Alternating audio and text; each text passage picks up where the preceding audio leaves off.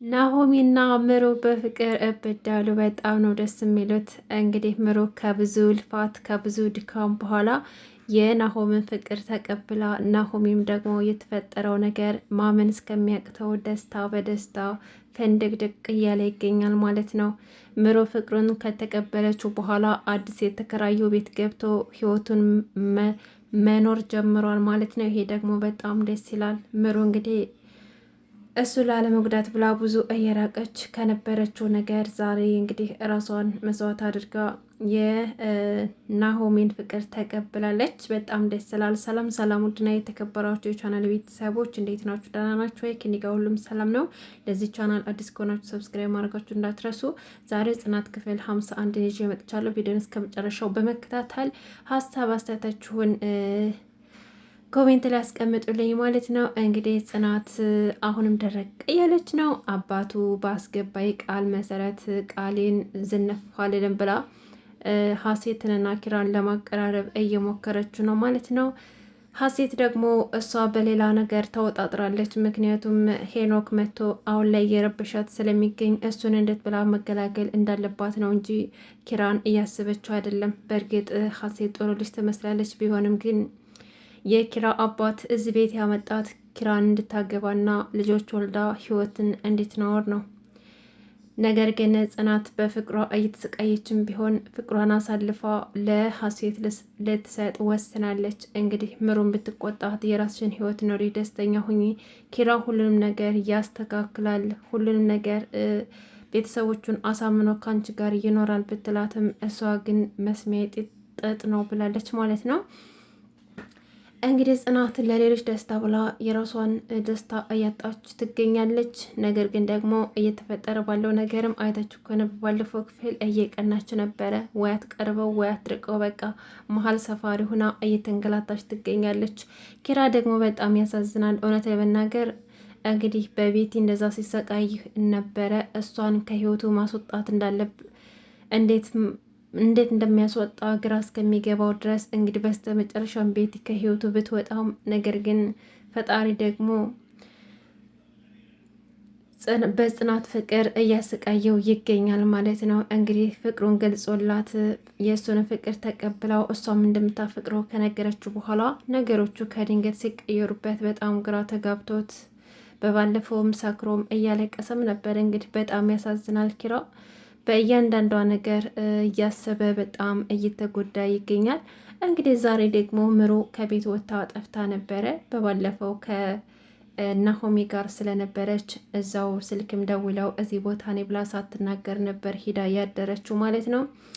እንግዲህ ምሩ ናሆሜ ለአንድና ለመጨረሻ ጊዜ ልሰናበትሽ ነው። ከዚህ በኋላ እንደዚህ የተጎዳሁ መቀጠል አልችልም።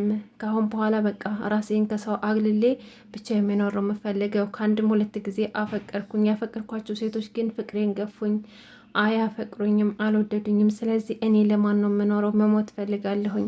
ካልሆነም ደግሞ የሚያጓጓ ህይወት እንድኖርለት የሚያስችል ሰው የለኝም። ስለዚህ ለየትኛው ህይወት ነው የምጓጓው? እና አዲስ ቤት ተከራይቻለሁ ከእናንተ ራቅ ብዬ፣ አንቺንም እንዳላይሽ ራቅ ብዬ ተከራይቻለሁኝ ይላታል ማለት ነው ለምሩ። ምሩም ደግሞ እንዴት እንደዚህ ታደርጋለህ? ቢያንስ እኔን እንኳን ተወኝ፣ ኪራ ጓደኛ አያሳዝንም? በአሁኑ ሰዓት እኮ አንተ ታስፈልገዋለህ ትለዋለች። ናሆሜም እንግዳ እሱን ታዩ፣ ስለ ኪራ ታዩ፣ በውጭ ማግኘት እችላለሁኝ፣ አንቺን ግን ላይሽ አልፈልግም። ከዚህ በኋላ ፍቅሬን የማትቀበይ ከሆነ በህይወቴ ላይ ተስፋ ቆርጫለሁ። ቆይ ስስቅ ስጫወት ያልተጎዳው ነው እንደሚመስልሽ? ምሩ አንድ ነገር ልንገርሽ፣ እኔ በጣም ባንቺ ፍቅር እየተጎዳሁ ነው። ስለዚህ ወይ አትገቢ፣ ምክንያት የለሽ፣ ወይ ፍቅሬን አትቀበይ፣ አንቺ አትወጂኝ የሚላታል። እና ለመጨረሻ ጊዜ ልሰናበትሽ ነው የመጣሁት ብሎ ብድግ ሲል ምሩም እንግዲህ አልችል ስትል የመጨረሻ ውሳኔዋን ነገረችው። እሱም ደግሞ ናሆሜ እንደዚህ ነው እንዴት ትታየኝ የምትሄደው? ቆይ እኔ እስካንተ እንድርቅ የምፈልግ ይመስልሃል እንዴ? ከአቅሜ በላይ ስለሆነና ለአንተ ሸክም እንዳልሆን ብዬ ነው እንጂ። እና ናሆሜ ትተኸኝ አትሄድ፣ እኔ በጣም አፈቅርሃለሁ፣ እወድሃለሁ አለችው።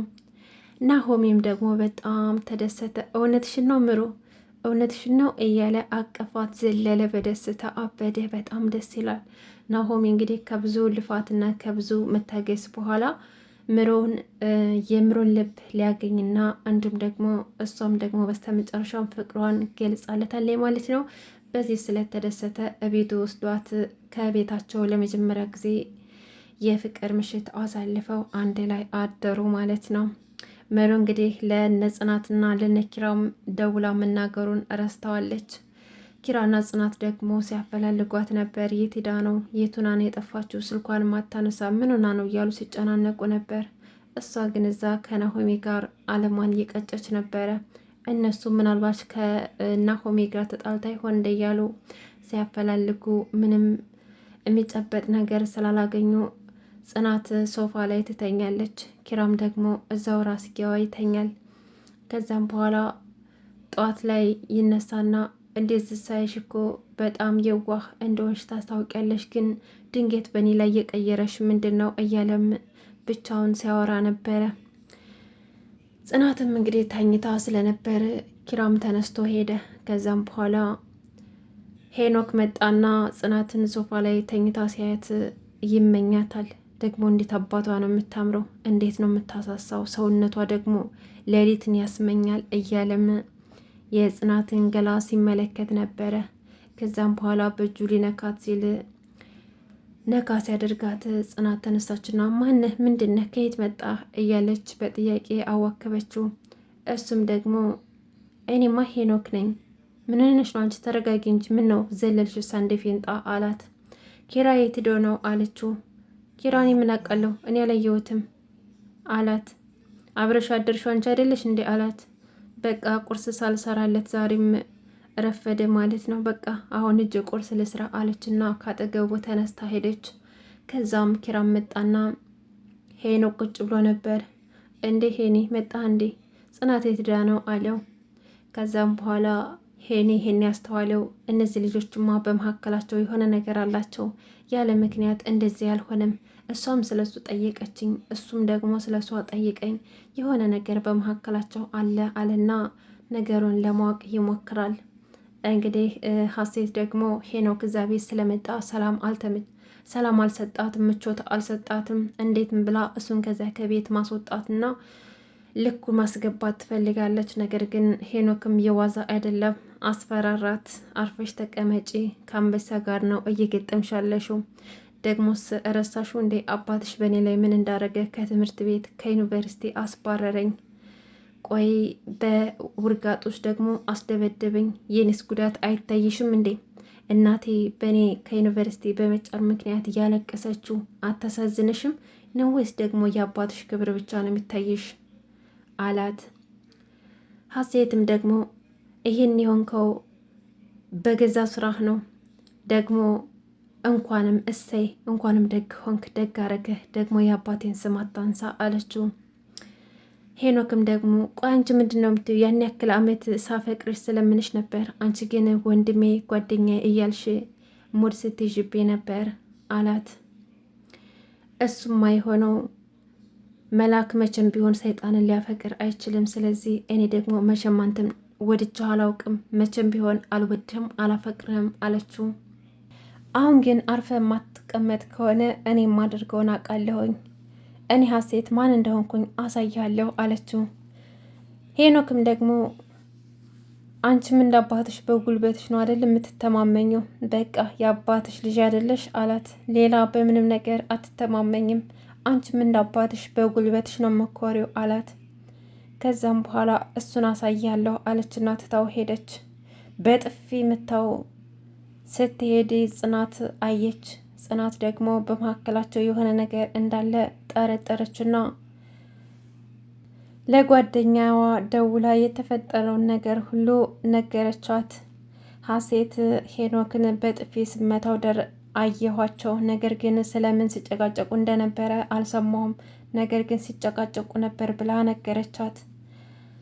እንግዲህ የጽናት ጓደኛም የሆነ ነገር እንዳላቸው ጠረጠሩና አንድ ሀሳብ አመጣች። ለምን ጓደኛዋ ሁኜ አልቀርባትምና በመካከላቸው ያለውን ነገር አላጠራም ብላ ሀሳብ ሰጠቻት። ጽናትም ደግሞ የሚሳካ ይመስልሻል አለቻት። ይሳካል ስትላት እሺ በቃ እንሞክር ብላ ተስማሙ። ከዛም በኋላ ተስማሙና ናሆሜና ምሩ የእራት ግብዣ አድርገውላቸው ቤታቸው ጋብዘዋቸው ነበረ። ከዛም በኋላ እንግዲህ ጽናትና ኪራ ስለ ናሆሜና ስለ ምሩ ሲሰሙ በጣም ደስ ብሏቸው ነበረ። በስተመጨረሻውን ፍቅራቸውን ስለተቀባበሉ በጣም ደስ ስላላቸው እቤታቸው ሂደው ቤታቸውን መረቁላቸው፣ ተጫወቱ። በስተመጨረሻም ወደ ቤት መሄድ አለብን ብላ ሀሳብ ስታነሳ እነሱ መሄድ እንደሌለባቸውና ከነሱ ቤት ሲጫወቱ ማደር እንዳለባቸው ምሩና ናሆሜ ነገሯቸው። ከዛ በኋላ እሷ ግን እዚህ መቆየት እንደማትችልና እቤቷ መሄድ እንደምትችል ነገረቻቸው የጽናት ጓደኛ። ከዛም በኋላ ባቀዱት እቅድ መሰረት ሀሴትን ይዛት እንድትሄድ ወሰነች። ቆይ እንደውም ለምን አንድ ሀሳብ አላመጣም? ሀሴት ከኔ ጋር እኔ ቤት እንሂድና የሴቶችን ወሬ እያወራን እናድራለን፣ ኪራና ጽናት ደግሞ እዚህ ይደሩ አለችና ሀሳብ አመጣች። ከዛም በኋላ ተስማሙ እና ሀሴትም ከሄደች በኋላ ምሩና ጽናት ስለተፈጠረው ነገር እያወሩ ነበረ። ጽናትም ደግሞ ከሀሳቧ ፍንክች እንደማትል እየነገረቻት ነበረ። ለምሩ ለምታፈቅሪው ሰው መስዋዕት መክፈል አለብሽ፣ የራስሽን ደስታ አሳልፈሽ መስጠት አለብሽ እያለችም ነገረቻት። ናሆምም ደግሞ አሁን ላይ በጣም ደስተኛ እንደሆነና ከምሩ ጋር ባለው ፍቅር ደስተኛ እንደሆነና በቃ ለመኖር የሚያጓጓ ህይወት እንደጀመረ ለኪራ ነገረው። ኪራም ደግሞ ጓደኛዬ ስላንተ ደስ ብሎኛል፣ እኔ ግን በጣም እየተሰቃየው ነው። አንዳንድ ጊዜ ሳስበው በቤቴ ላይ ባደረኩት ግፍ ነው መሰለኝ እንደዚህ የሚያሰቃየኝ። እኔ ቤትን ስለገፋሁኝ እኔ ደግሞ ጽናትን በማጣቴ እየተጎዳሁ ነው።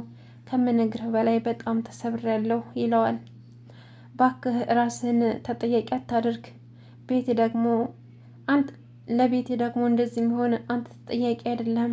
እሷ እኮ አልሰማ ብላ ነው እንጂ እንደማትፈልጋትና እንደማታፈቅራት ድሮ ነበር የነገርካት። ስለዚህ እዚህ ደረጃ የደረሰችው በራሷ ችግር ነው ብሎ ይነግረዋል። ከዛም በኋላ ምንም አማራጭ እንደሌለውና ሁሉንም ነገር ወደፊት እንደሚሆን ይሆናል ብሎ ኪራ በጣም ልቡ ተሰብሮ አዝኖ ለጓደኛው እያወራው ነበር። ውድና የተከበራችሁ ቤተሰቦቼ ጽናት ድራማ ክፍል 51 ይህን ይመስል ነበር። እስካሁን ስለተከታተላችሁ ከልብ ነው የማመሰግነው። መልካም ጊዜ ተመኘውላችሁ።